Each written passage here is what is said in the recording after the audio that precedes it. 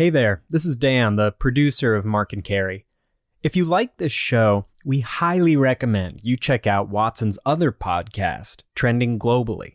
You'll hear more in-depth conversations about politics and policy from some of the world's leading experts, including, occasionally, Mark and Carrie. You can find it by subscribing to Trending Globally on Apple Podcasts, Stitcher, Spotify, Google Play, or wherever you listen to podcasts.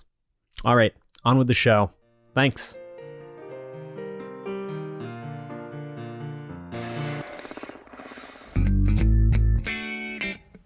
Well, hello there. Welcome to Mark and Carrie. Hi, Mark. Hello, Carrie. How are you doing? I'm all right. You're still in DC, right?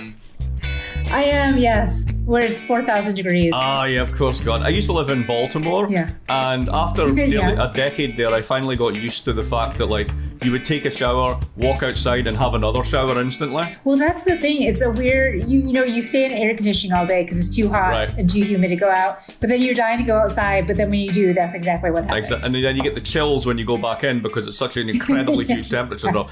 There's many problems in the Northeast, but luckily humidity is not one of them. I did, well, just as a side note to that, I did see Providence was 100 degrees for the first time since 2011. So it's been hot. It was hot. Up in New England. But again, the relative humidity, it's still not as bad as where you are, so... Has the heat killed COVID like it was predicted in the spring? I don't think it has. I actually think that it's not really heat sensitive. There's something that's actually interesting that's come up. So this is not on our notes, but I was reading it yesterday. So remember the whole thing about COVID living on surfaces? Right, Yes. So apparently the way that... We're scared of our groceries. Right, but there's no reason to be, because it basically is just an airborne virus. I was reading Nature, and they had this study that basically said, I think it was Nature, that the way they did that test was right, but they used a very high concentration to establish the effect. So then what you do is you reduce the concentration, and you get to a point where it's like, it doesn't work, right? And the media never quite got that bit, that basically there was this kind of declining function, right? Mm-hmm. So what they did is they said, oh my God, it lives for 4 hours on everything, right? Well, you know how many people you would need to have sneezing on something for that to be true? 150 people with 150 people with COVID for an hour. So all the stuff that we're doing, wiping stuff down, all the rest of it, it's probably somewhat helpful. It's actually probably not, because that's my little pet theory as to why so many people have allergies is because we grew up in a Lysol environment and we killed all the bugs, and we're doing that again. But as far as COVID's concerned, that doesn't seem to be the main thing. But anyway, COVID's back in the news. Let's start there. I mean, well, and to your point, Blythe, I mean, it's that bars are the most dangerous place to be. Being indoors at a bar close to a bunch of people. I mean, you can wipe your groceries down on your door handles all you want, but once you do that, things are gonna really go south for you. I mean, the numbers around the country are high, though they don't seem to be spiking as much. I mean, they're still growing. I looked up this morning, Mississippi, Kentucky, Oklahoma, but then there are rising numbers in the Northeast too. Rhode Island and Massachusetts are both increasing right now. So it's an interesting mix of states that you have when you look at the map and you see those red spots. Well, the red spot for Rhode Island, I mean, we had 116 cases in a day off a base population of about 2 million, which is a large increase from where it is, but it's still good, right? The governor here, Raimondo, has basically said, okay, you're all hanging out in each other's backyards too much, too concentrated, reduce the numbers, right? And we can't really go to phase 4, which is more or less full opening, but we're still trying to hold the line there. We're actually still doing pretty good. Your neck of the woods, the Midwest, seems to be the one that's going to get really walloped next. Well, it looks like it. I just... following up on the Mississippi, Kentucky, Oklahoma, those states, and I was curious, what precautions or, law, I don't know if it's a law, face mask, or requirements, mandates that those states have. And of course, those states are all open: movie theaters, salons, bars, indoor dining, etc. So, I mean, one could draw a connection between that and then why these states continue to see high numbers. But you're right, the Midwest looks like it's up next for a surge or an increase or whatever word we want to use for it. So, you got Herman Cain, God rest his soul, goes to a Trump rally without a mask. A couple of weeks later, you'd think that people would start drawing the conclusion that this really isn't a conspiracy and what's it called again? Chlorohexa, whatever the hell it is. Isn't really the answer. Did you follow that when that was busting out last week? And then you got that out last week. And then you got that who are also people who don't believe that AIDS is actually caused by a virus, seem to have a problem with viruses. What was going on with that? I picked up some of the more, salacious bits, but the president had this white coats grouping of doctors, and then highlighted or retweeted one of the doctors who said that hydroxychloroquine was the answer. And he's still really stuck on that is the other thing. As the potential, even after other doctors have said there's nothing there. So here's the bit that I just find truly astonishing about this, and this is kind of what worries me about America in this moment, is I've never seen so much internal navel gazing, as if the rest of the world doesn't exist. So just follow this one for me, right? So let's say that you think that Fauci engineered it from genetic bits of a monkey virus, which, by the way, is impossible. Let's say that it's all a conspiracy to make us take vaccines, even though the margin on vaccines is actually very low. Blah, blah, blah, blah, blah. This is all true, right? Mm-hmm. Now, let's say that you're a country that's suffering really, really badly because of this. Let's say you're called India. And you don't have to give a damn about American pharma because you are the largest producer of generics in the world. This is a generic drug. If this thing had any efficacy whatsoever, don't you think that India would be putting it in the water supply at this point? And yet nobody is. So the rest of the world isn't buying this, and they're not part of your conspiracy. So why is it that that hugely important piece of information gets filtered out? And the answer is, not that I'm plugging the book, because we're all so angry with each other that we actually can't even reason at this point. Oh, not at all. Just to your point about Herman Cain, who passed away, the president cannot drum up any empathy for his friend. And in fact, the first thing he says is that he dies from the China virus. He can't say, I'm so sorry. He just a basic line because he's so pissed off at the rest of the world for ruining his presidency or mad at COVID for that reason. So, well, it's very easy to go off on outrage or slight of the week. Yes. But, let's stay focused on this one. The one I'm concerned about is school. Yes. Like many, many people, right? If you have the problem of you shut down in March and then you kill it early for the summer vacation, the assumption was they're all going back in the fall. Now, in some states like Rhode Island, that's looking problematic, but possible. Brown University is definitely going to try and go back. I'm going to try and teach as much as possible with real people, right? We're going to try our best to make this work. But there are other parts of the country where this simply isn't going to work. And now we've got this standoff brewing with teachers, because teachers tend to be older. Teachers, although they tend to be women, and women tend to get this and survive better than men, right? Nonetheless, they tend to be of an older demographic. They may have underlying conditions. And you're putting them basically into places where there's been very little investment in anything that would abate this. So there's an incredible ask being made of these teachers. Yeah. And we regard it as parents as like, no, this has to happen so that my life can go forward.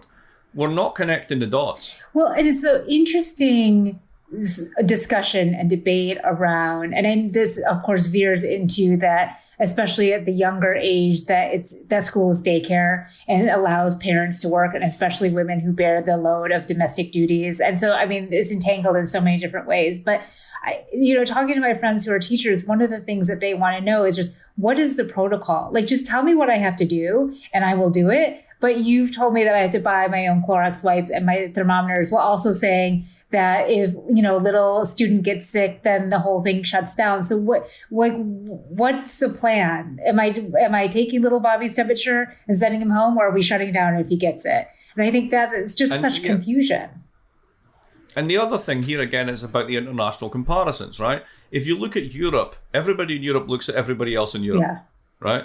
And around the rest of the world, and at places like Japan, and at places like South Korea. And we figure out things like, hey, it seems that the way the Danes have done this, they have group bubbles. So if any one kid is problematic, then that kid is taken out and that bubble is then put into another part of the school, but it's not shut down, right? That seems to be an interesting concept.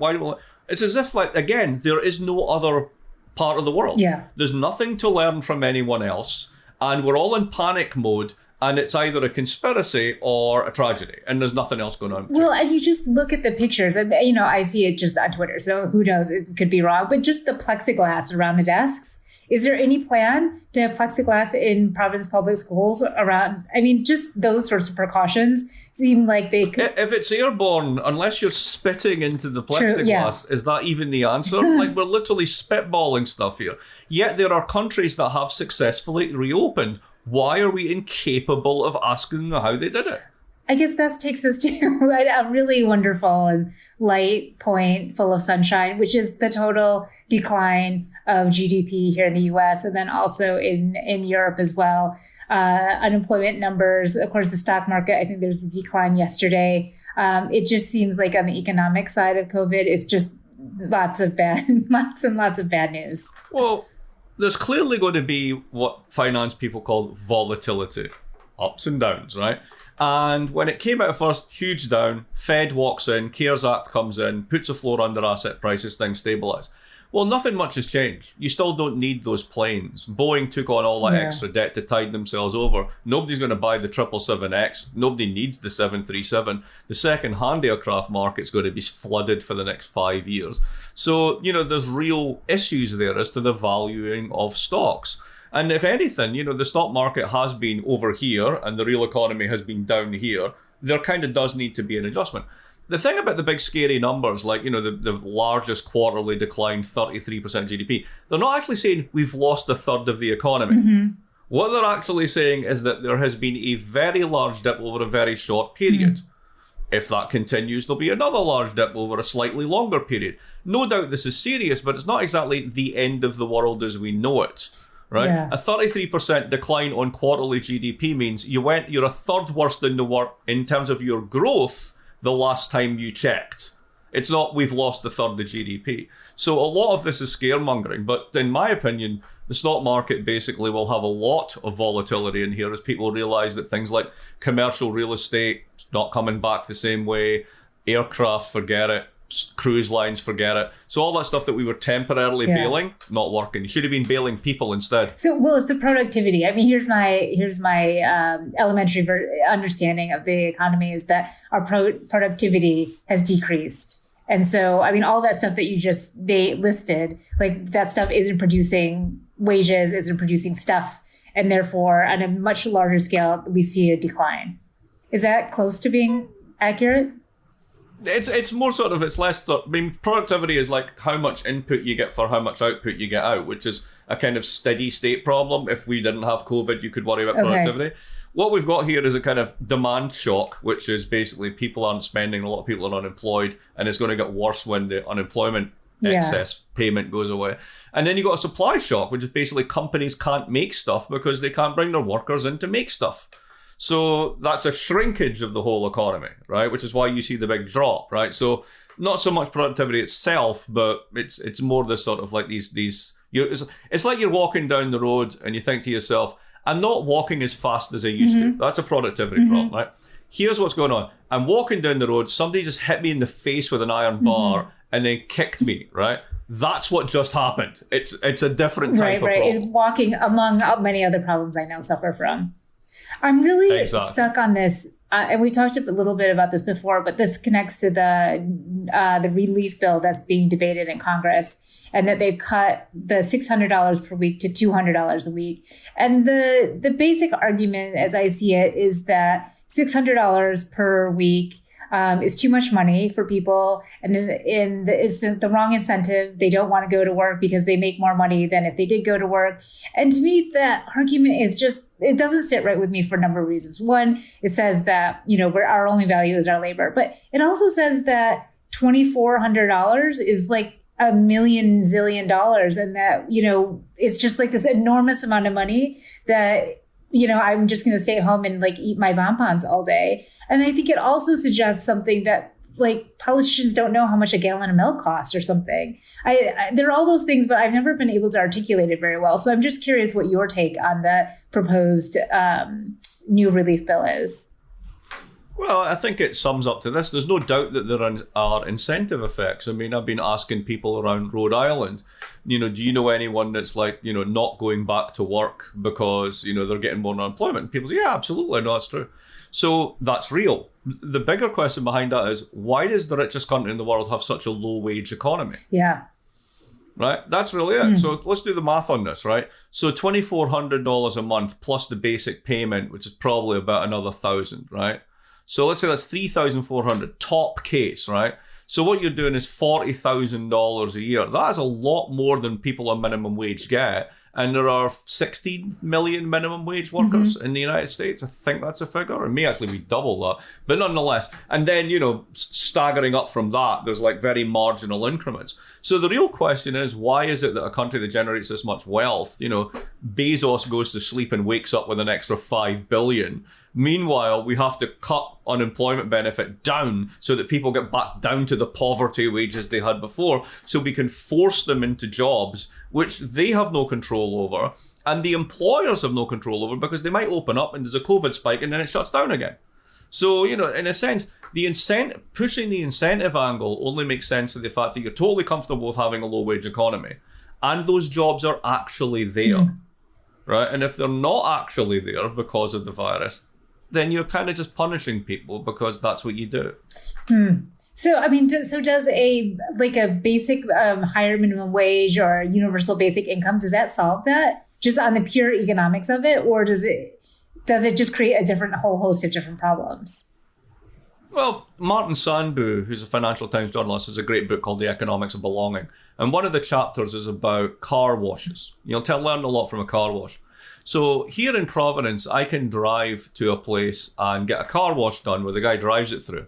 And then 2 other guys get out and then they clean the inside a whole lot. And it's basically like $12. I know that place. It's astonishing. It's great. When you think of it. Yeah, right, exactly. It's great, right? It's great for us, yes. right? Now, think about it. They live off tips, right? And, you're getting a couple of dollars for this, couple of dollars for that. This is incredibly low margin for the whole business, for everybody involved. If you go to Europe, you don't find that. Basically, all car washes are automated. You drive in, it's a robot, it does the whole thing. You walk out, you're responsible for the interior. You've eliminated those jobs because you have a higher minimum wage. Now, does that mean that those people will never work again? Well, it depends on what you do in terms of skills. It depends in terms of what you do of mobility. It depends on whether you have an ethnicized labor market that systematically excludes millions of people, which lots of countries don't, but America does. So there's definitely trade-offs. But what we've seen from the American experience for the past 10 years is raising minimum wages does not create more local unemployment. It's simply not true. What it does, probably, is make less profitable businesses that are marginally profitable to start with, and they either shut down or they automate, which I think is a good thing. Right. So that car wash becomes robot, and I have to clean my own interior. Yeah. Big deal. So I'm taking a deep breath on this one, Blyth, because it's about the president's tweet yesterday and delaying the general election. And I really don't even know where to start with this one. So let's just start there. We know he can't do it because Steve Calabrese wrote an op-ed in the Times that said, hey, I'm like a really mad Republican and this is totally outrageous, right? But what does it tell us that basically this is even in the cards? And then there's the whole thing about appointing the new guy who's the head of the post office. I don't know if you saw this, who says, we're going to leave the mail lying on the floor because it's not profitable. It's like, just in time for the election, right? I mean, this is Central European dictator crony nonsense, right? Where are we with this? I mean, it's stunning and it's hard to find the words for it. I mean, part of it is just the theatrics of Trump, right? And that he loves to dominate the news. I've gone armchair psychologist on him. And, I was thinking last week about when Fauci threw out the first pitch in the Nationals and then Trump came back with it. He was going to do the Yankees and they never had scheduled it. He just likes any press is good press for him. I don't think he cares, and he just likes to dominate. I don't know that he really wants to delay it because I don't know that he really wants to be president. I think he likes Air Force One and he likes the White House, but I think he thinks the job kind of sucks because he doesn't get to do everything that he wants to do. And he has this pesky little thing to the side called Congress and, all of these other annoying things. So is he really interested in it? I don't know. But then what gave me pause were 2 tweets. One, when Secretary Pompeo said that the Department of Justice would make the final decision. And of course, Bill Barr, through testimony this week, clearly is just a partisan hack carrying out what the president wants. And then the tweet about that state legislatures, they of course have to certify the electors. And in 3 battleground states, those are Republican legislatures. So Michigan, Wisconsin, and Ohio maybe. And that gave me pause to think that maybe there's something there. I mean, I think this will die down because he'll tweet something in 10 seconds but it is one of those moments you think he doesn't have the power, but will he pursue this? And that's the question for me. And will the Department of Justice back him up on that? Well, here's the thing. I mean, constitutionally doesn't have a leg to stand on. So what does it mean that the Department of Justice will make the final determination? What was Pompeo talking about? That they would have that they would decide the legality of that. So constitutionally, I mean, it's not clear. It doesn't say the president can or cannot move the election day. So in the absence of that very specific wording, does that mean the president does have the ability to do it? I mean, those are the readings or the interpretation of the Constitution that, executive power rests in the president of the United States. So, I mean, the executive gets to do what he or she wants. But on the politics side of things, so that's where I think the DOJ would make that legal decision, or that's what Pompeo is suggesting at the very least. But on the politics side of things, it's clearly, I mean, everything that he does is to the base, but this isn't a base election. Like, he's not moving his suburban housewives, as he calls them. I mean, everyone's kind of disgusted with Trump, and his negatives are so high, and you think there's no way to turn negatives into positive. Once people think that you suck, people are like, oh, now I'm going to give this person another chance, and suddenly think that suddenly have positives about the person, especially in politics. So it's just hard to see how it's a base election when he has to move the voters that he continues to insult. But again, isn't it all sort of decided by tiny numbers of people? And as we saw last time, 5 states, 80,000 voters, right? That's where it matters. There's a large number of people who in the current climate will not admit to being Trump voters. Yeah. This is why right-wing phone polls are always underestimating those things. So, Biden's buffer may be huge, but I'd cut it in half every single time. Oh, yeah. Just on the fact that those folks are there. Yeah. And if it does rile up the base, then they may be the people that may make the difference. But to me, the more interesting question is what's the angle? Or let's say he does. Let's say that Pompeo backs him and Barr backs him, and they get to delay the election. So eventually, you delay it to March, right? Okay. So what? What's changed? Is it going to be much better because of COVID, right? What's the real? To me, this is more about essentially muddying the water, saying that things were hurried, things were forced, and that there's confusion and there's corruption in the vote, even though there's no evidence that mail-in ballots get compromised, right? It's about muddying all that up so that basically when push comes to shove, then you get to the problem with the electors need to be certified. You say we're not doing it because we're concerned with mail-in ballots. We need to have a forensic examination of the ballots. We postpone. Again, to me, this is more every day. I'm living in Turkmenistan, right? This is the type of stuff that you get in Central Asian dictatorships when the dictator comes under threat. This is what this smells like. I think that's totally right. And I was listening to this interesting interview.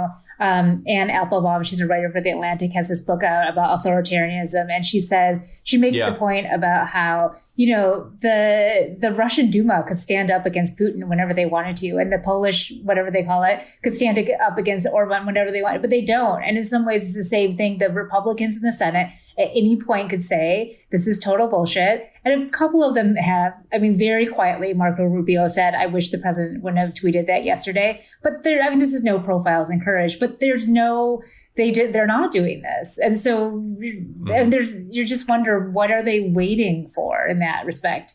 The other part of this is that I think you're right. It's the mudding of the waters, the sowing of the seeds. But I also wonder if he's doing it for his own self-preservation so that when you go to Trump Tower and he pulls out his map of the 2020 election and he's like, look, I won. And he's able to always believe in his own head that he won because he thought that, it was a rigged election. Yeah, but the key thing, to return to the Central Asian dictator example, I get this whole thing from Alex Cooley. Hi, Alex. Is... The problem is you've done stuff which, if you were a normal person, you would end up getting called in front of a court. And the people that you've hired have covered up for you, which is itself something that will land in a court. So essentially there's a corporate interest in the top at never giving up power. Because if you do, there's a reasonable probability you're going to end up in a lot of trouble. So you will do whatever you can to stay in. And you might as well continue to push the envelope on what's legal and what's not, because you're down that slope anyway. Yeah. And that's Applebaum's slide into it. And then the enablers basically are the ones who are sitting around who are quite happy to go either way. Either he wins or he loses. I just don't want to be caught in the crossfire either way. Right. And I certainly don't want to lose my power either. So wherever, as much as I can stand in the middle is where I'm going to stand. Though here's the one thing, I mean, looking at the election calendar, it's not, I think it's officially the election, if we have it on November 3rd, is like 93 days away or something like that. But actually early voting states will start in something like 40 days. So it is interesting to think about that it's unlikely that the atmosphere is going to change in the next 40 days, that those mail-in ballots are just, I mean, as people vote early, I mean, this election is not, there's no October surprise. There's no room for that. I mean, the president has to get moving if he's going to get moving on this, because people start voting in 40 days, 6 weeks. Yeah. So then the question becomes, what's the constitutionality of delaying an election once people have voted? I mean, this goes to the Supreme Court, right? And then is Ruth Bader Ginsburg still with us? And it's such a tangled. And do you get Florida all over again? My hunch is we're going to get Florida all over again. I think that's the way this plays. But we're running out of time, so let's move on a little bit. Let's talk about the person who's running high in the polls that we never talk about, Joe Biden. Yes. He still hasn't got a running mate. What is going on? Yeah, it was interesting. And there's a lot of insider baseball politics stuff that's kind of a snooze fest, but a lot of stuff that I kind of put in this bucket of demeaning of women over the last week. And that has to do with Alexandria Ocasio-Cortez's speech when she was called the bleep bleep by the Republican congressperson. And then Liz Cheney, Dick Cheney's daughter, no question that she's a Republican. Number 3 Republican in the House, was really criticized by her male House colleagues for being too critical of the president. And then on the V point, Kamala Harris was deemed as too ambitious and not remorseful enough for what she said during the debates last spring against the vice president. So just a bigger point that I've been thinking a lot about is just that even in this, wherever we are in 2020, the Me Too movement, Black Lives Matter, that women, and especially women of color, continue to get criticized when they speak out, when they don't act in the ways that they, that, I don't know, whoever society is anymore deems that they should speak. I even thought in Barr's testimony, he was clearly physically more frustrated when women asked him really pointed questions and wouldn't let him answer than when men. He would shift in his seat or, fiddle with his tie. And all that stuff was just annoying to me. So that's my rant on that. On your V point, as I take a breath here, I would think that because of the press, they have to choose Kamala. But a lot of people are thinking that it's Karen Bass, who's the head of the Congressional Black Caucus, that she's a real contender. She doesn't want to run for president. She's been very clear about that. She's really well liked and respected. And she's kind of has that law and order background to contrast with what's going on, for example, in the streets of Portland. So I think those look like the 2 top choices. But of course, Elizabeth Warren's still in there as well. What's your take? So, well, my take is I have no clue what's going on, apart from the fact that you lose every time you make a choice. Yeah. So if you take Warren, you might get the Bernie Warren people, but you will massively disappoint not just the Congressional Black Caucus, the entire African American community. If you choose an African American woman running mate, let's face facts, right? Just 2 ways you can calculate this. Everybody who would fear that person being president on racial grounds is already in the Trump camp, so it doesn't make any difference. Or there's a whole bunch of people who would say, oh, this is just one step too far. And that's what swings it. And when that counteracts the energy and the numbers that you get that way. So you're dealing with a deeply racially polarized society. It's economically and racially polarized. It's a very brave choice. It's the right moral choice to pick a running mate along the lines you've been suggested. But if they do, it might be an incredibly brave, bold, and exactly what to do. Or we might look back and go, wow, that's where Trump got that extra 10%. Well, and I think it's risk mitigation in whatever way. I mean, you don't want to choose a Sarah Palin-like figure who's just completely unqualified. Yeah. But actually, Mark, polls show that it's white liberals that are most uncomfortable with a white woman on a ticket and are most comfortable with a Black woman on the ticket. And the Black community is like, we just want a winner. We just want Trump out of office. Right, but what about all the people in the country who are not white liberals? Well, right. The people who will swing the election, right? And that, right. Those they are will be the people who swing the election. It's not white liberals. Nothing to do with white liberals, right? That's where I see this becoming the reason they've taken so long to get there. Well, and that's why I wonder if the law and order background, whatever that means right now, is something that will make that group of voters possibly more comfortable. That, I mean, we can talk about this for hours and lots of negative stuff that happens, but to choose a Black woman with a law and order background, if that makes it seem more of it just seems more safe than one without it. No, absolutely. And I get exactly the signaling, but the point is, in a highly polarized electorate where race has become once again a touchstone, where the president is actively pushing racialized themes. I mean, for God's sake, the thing that he said the other day, which is, I promise I won't build low-income housing anywhere near your nice suburbs. I forget who said it, but someone said, this isn't dog whistling. This is literally just letting the dogs out. Yes, right? yeah. So we're into that type of politics. So you bet that if you pick someone who's a non-white running mate, that's exactly the angle of attack. This is going to be horrible. Though, I mean, Elizabeth Warren or Gretchen Whitmer, I mean, they come with Elizabeth Warren comes with a ton of baggage. Absolutely. Right? They come ton of baggage. Absolutely. There's no easy choice. That's what I'm saying. There's no easy choice. So what are we going to end with? What's been fun and awesome and helpful and lovely? Anything in your world? Well, something that's been fun, or I don't even know if it qualifies fun, but just I laughed, was the doctor that Trump retweeted, Dr. Emmanuel, who the hydroxychloroquine or whatever. The faith yes, healer. and she has a long YouTube video in which she talks about demon dreams and demon sperm, which I'd never thought I'd say to you, and just like a lot. She's or anyone for that matter. You never thought you would say those words together. Correct. And so that just made me laugh because the president of the United States, yesterday at John Lewis's funeral, you saw Bush, Clinton, Obama, and for all of their negatives, they act like presidents of the United States. And meanwhile, Trump didn't show up and, is retweeting about this. Didn't like him. We're done. Yeah, totally. Yeah. What about you? Anything lighter, sunnier? I've been watching The Crown finally. Oh. It's very good. I have to say, it's a sort of straight period drama type thing. Yeah. It's very well acted. And it does get into sort of like some of the political nuances. So if you're a kind of like, politics junkie, I think if you were a British politics junkie, you could probably really get into it, because this whole relationship between the Prime Minister, and that changes all the way through, right? And then cabinet and the government of the day and the royals. And then as they go on, the media and all the rest of it. It's very well done. So I've been sort of enjoying that. So in other words, what I'm doing is I'm losing myself in nostalgia for monarchy. That's how sad I am. Wow, things have really... And there's a sentence I never thought I would say.